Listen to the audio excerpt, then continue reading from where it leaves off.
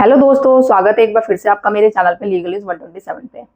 दोस्तों, जैसे मैंने एक कल भी वीडियो बनाई थी घरेलू हिंसा पे कि घरेलू हिंसा जब तक साबित नहीं होगा तो जब तक आप पे झूठा केस नहीं लग सकता। पति को कैसे साबित करना है, एक जजमेंट में मैंने दिया था आपको, हाईकोर्ट का दिखाया था। अभी आज की वीडियो में मैं बात करूंगी कि आपको पता है, देखो कोई भी केस हो, चाहे आप पे डीबी का केस लग रहा हो, 498 का लग रहा हो या मेंटेनेंस का केस क्यों ना लग रहा हो, पत्नी क्या करती है, झूठा केस लगाती है आप पे, आपके परिवार वालों को फंसाती है। मोस्टली यही होता है। अब घरेलू हिंसा मीन्स कि उस पे लग रहा है जो परिवार के सदस्य हो, घरेलू हो। बट पत्नी क्या करती है कि फॉर एग्जाम्पल बताती हूँ कि जिसपे वो केस लगा रही है, आप पे लगाया, आपके पेरेंट्स पे लगाया, ठीक है, बट आपके रिश्तेदारों पे लगाया। अब वो काउंट किए जाते हैं। फॉर एग्जाम्पल अगर आपके साथ जो रह रहे हैं वो तो काउंट किए जाएंगे, उस पर केस लग सकते हैं। और अगर फ्लोर वाइज भी रहते हैं ना, अगर आप नीचे रह रहे हैं, वो फ्लोर वाइज रह रहे हैं, ऊपर रह रहे हैं, फिर उनका नाम वो उसमें घिस देती है, झूठे आरोपों में, केस में उनका भी लगा देती है घरेलू हिंसा में, तो वो भी नहीं किए जाएंगे। बट यहाँ तक कि ये होता है कि वो सदस्य परिवार के जो ऊपर नीचे फ्लोर वाइज तो छोड़ो, शहर में ही अलग रह रहे हो, या शहर में तो छोड़ो दूसरे शहर में अलग रह रहे हो, उनका नाम तक ये ले लिया जाता है। तो ऐसे में उनका नाम नहीं लिया जाता है। अब आज जिस जजमेंट की मैं बात कर रही हूँ ना, वो किसी हाई कोर्ट का नहीं है, सुप्रीम कोर्ट का नहीं है। जो जजमेंट है वो नीचे कोर्ट का ही है। इससे आपको बहुत सबक मिलेगी।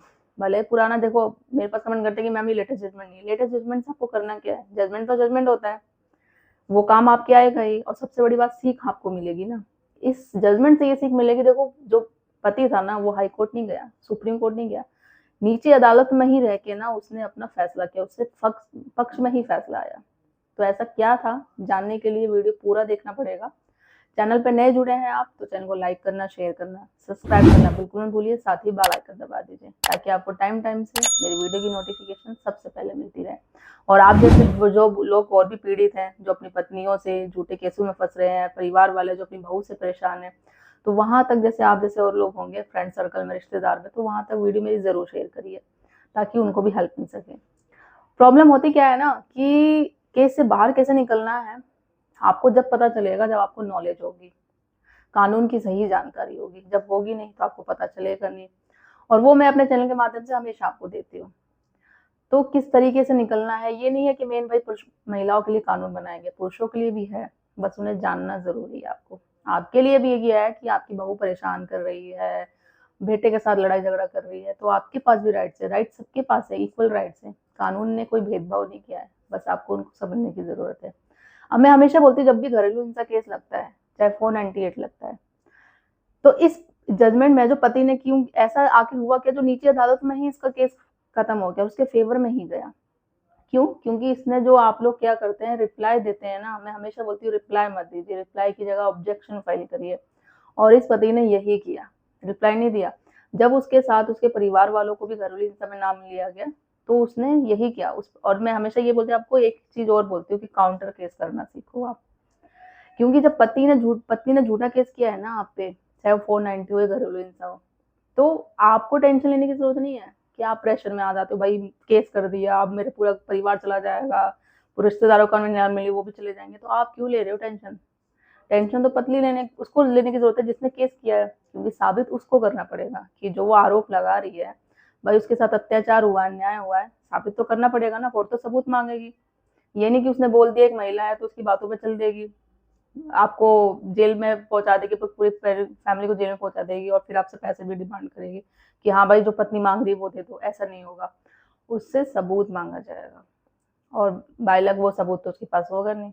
तो आप अपने में प्रेशर ना लेके प्रेशर देना सीखो किस तरीके से, और काउंटर केस करना सीखो। जैसे इस पति ने भी ये किया कि उसने हार नहीं मानी, हाईकोर्ट सुप्रीम कोर्ट जाने की जरूरत उसको पड़ी नहीं, वहीं बस वो फैसला कर दिया। जो उस पर लगाया गया ना, तो उसने ये बोला कि ये सारे झूठे आरोप लगा दिए, मेरे परिवार वालों तो यहाँ तक जिसका नाम लिया गया है वो यहाँ पर है ही नहीं, अवेलेबल ही नहीं, और जिन जिन रिश्तेदारों का वो तो है ही नहीं इधर, हमारे साथ रहता ही नहीं है, तो किस बात का घरेलू हिंसा का केस लगाया गया है? सबूत मांगा जाए, सबूत तो उसके पास है ही नहीं जब बोला गया। तो यही चीजें हैं।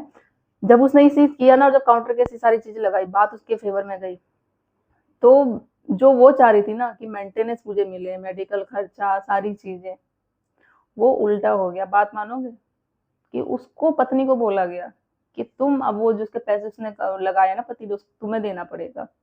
मेडिकल खर्चा, आने जाने का जो इतना टाइम वेस्ट हुआ है इतने सालों से, सारा पत्नी को जुर्माना देना पड़ेगा, पति को नहीं, पत्नी को देना पड़ेगा, पति को। आप लोग कहते हो ना कि नहीं ऐसा होता ही नहीं है, पत्नी को सजा मिलेगी नहीं, पत्नी को जुर्माना नहीं होता कि पत्नी को भी पैसे देने पड़े पति को, ऐसा तो पॉसिबल ही नहीं है।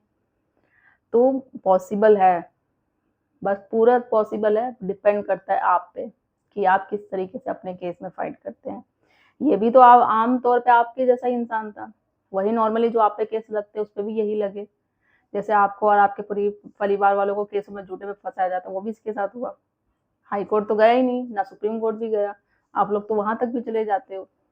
मैं बोलती हूँ कि बिल्कुल कि अगर आपका नीचे अदालत में नहीं फैसला होता तो आप आगे जाओ, बट कोशिश करो वहीं पर ही, नहीं होता तो कोई बात नहीं, हाई कोर्ट है, सुप्रीम कोर्ट है। और इस पति ने, इसके साथ जो अन्याय हुआ उसको तो वहां तक जाने की जरूरत नहीं पड़ी, उसके फेवर में ही फैसला आ गया, बल्कि पत्नी को सजा सुनाई गई और उसको ये बोला गया कि तुम कंपनसेशन दोगे।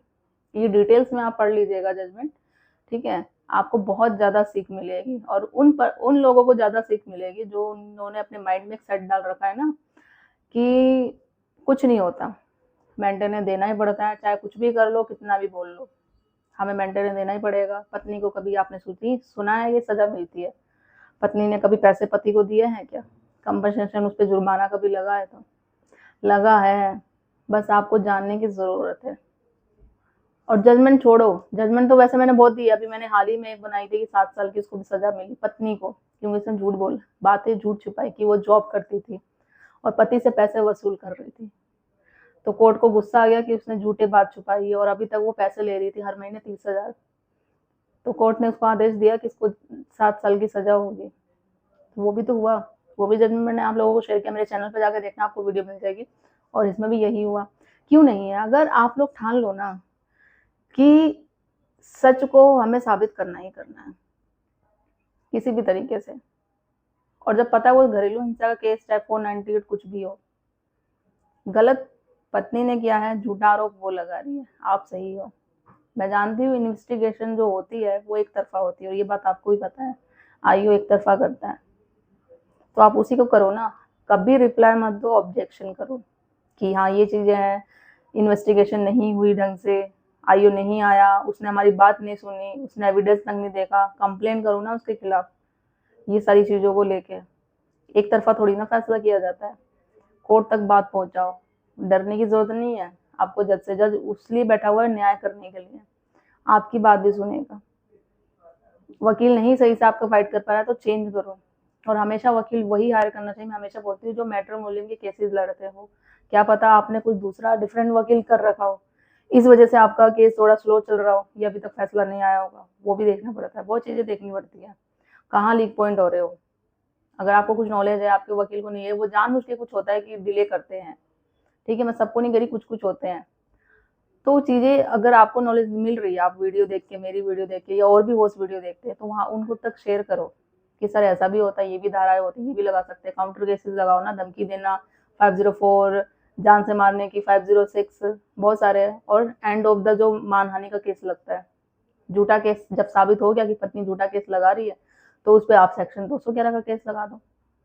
कितनी सारी धाराएं हैं, कितना सारा सेक्शन है, बहुत, मतलब बोलो आपके पास रेमेडी का भरमार भरा हुआ है, फिर भी आप बोलते हो कि हमारे पास कुछ है ही नहीं। आंखें खोल के देखो, बहुत कुछ है आपके पास, आप भी जीत सकते हो। आंखें और ये जो दिमाग है ना, उसका यूज करो, पूरी तरीके से बोलो, फिर देखना जीत आपकी होगी। कोई आपको घरेलू हिंसा में नहीं फंसा सकता, कोई 498 में नहीं फंसा सकता, और ना ही कोई आपसे पैसे ले सकता, अगर आप सही से केस लड़ो तो आशा करती हूँ वीडियो अच्छी लगी होगी, तो ज़्यादा से ज़्यादा लोग तो शेयर कर दीजिए, चैनल को सब्सक्राइब करना बिल्कुल मत भूलिए। जल्दी मिलती हूँ मैं कैसे ही इन्फॉर्मेटिव वीडियो के साथ, तब तक के लिए थैंक यू।